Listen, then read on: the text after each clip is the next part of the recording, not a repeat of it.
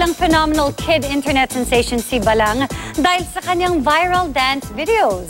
Bukod sa Ellen DeGeneres Show, marami pa raw nag-i-invite sa kanya para mag-guest sa shows abroad. Yan ang chika ni Aubrey Carampel. Nakilala ang kapuso child star na si John Philip Bughaw o Balang dahil sa kanyang viral dance videos. Naging daan pa ito para makapag-guest siya sa The Ellen DeGeneres Show.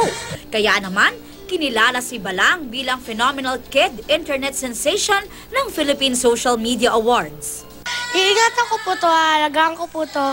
Thank you po sa inyo, thank you po sa GMA, thank you po sa mga pamilya ko, thank you din po sa nagsusupport sa akin. May kakaibang dulot na kasiyahan daw para kay Balang ang pagsasayaw at sa edad na 8 taong gulang.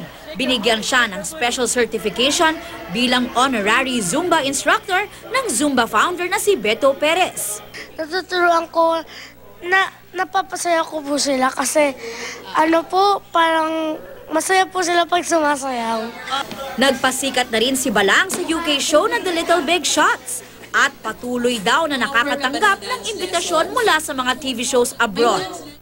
Nitong huli at ika-4 na guesting nga niya sa Ellen, binigyan daw siya ng espesyal na regalo ng TV host. Tapos pinagay na po sa akin maleta. May nakalagay po Balang, tapos Ellen. Kasi daw po vlogger daw po ako nagpa-flight. Ang ultimate dream daw ni Balang ay maka-showdown ang ilang international celebrities. Si Beyonce. Kasi po paborito ko po siya. Tapos si Nicki Minaj. Kasi po si Nicki Minaj, nagra-rap po siya. Ganun po.